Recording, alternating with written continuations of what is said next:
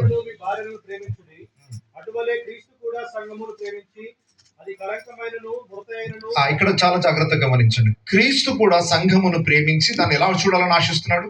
అది కళంకమైనను మృతైనను ఉమ్, అట్టిది మరి ఏదైనను లేక ఉమ్. పరిశుద్ధమైనది గాను నిర్దోషమైనది గాను మహిమగల సంఘము గాను ఆయన తన ఎదుట దాన్ని నిలబెట్టకపోవని వాక్యముతో ఉదక స్నానము చేత దానిని పవిత్రపరచి పరిశుద్ధపరచుటకై దాని కొరకు తను తాను అప్పగించుకొని.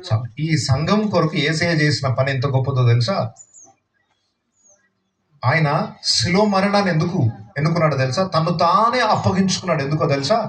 ఆయన అమూల్యమైన రక్తము ద్వారా మనుషులను సంపాదించుకొని వారిని పవిత్రపరిచి వారిని ఉదక స్నానము చేత, అంటే వాక్యమును ప్రకటించి తన రక్తాన్ని ప్రోక్షించి వారి హృదయాలను పవిత్రపరిచి ఎలాంటి మచ్చ, డాగు, ముడత, కలంకము లేని స్థితిలో మనల్ని నిలబెట్టాలని కోరిక. ఏంటి సార్ మీ చర్చకి ఏంది అసలు మీ ఎజెండా ఏంటి అని అడుగుతుంటారు లోకం. మా ఎజెండా ఇదే, ప్రతి ఒక్కరిని ఉతికి ఆరేయాలంతే.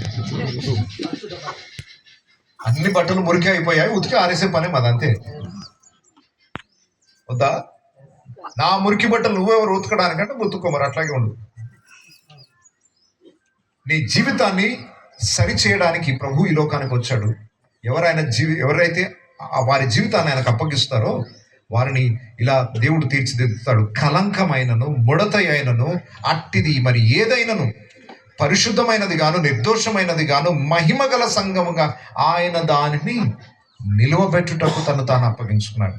కాబట్టి ఈ మధ్యాహ్న సమయంలో గమనించండి, సంఘం అంటే ఏదో చిన్నదే కదా అని అనుకుంటున్నారు. ఇది మహిమగల సంఘము. దీనికి ఉన్న స్పెషాలిటీ ఏంటంటే దీంట్లో దేవుని మహిమ ఉంది. ఈ సంఘాన్ని ఏ మచ్చ లేకుండా చూడాలనుకుంటున్నాడు. ఎలాంటి స్థితిలో చూడాలనుకుంటున్నాడు? సూర్యుని అంత స్వచ్ఛత. సూర్యునిలో ఎలాగైతే ఒక మచ్చ చూడలేమో, ఈరోజు చర్చకు వచ్చే ఏ వ్యక్తి జీవితంలో ఒక మచ్చ కనబడదు. బాగా గుర్తుపెట్టుకోండి. మీరు చర్చకు వచ్చి ఏదో 4 పాటలు పాడేసి వెళ్ళిపోయారు.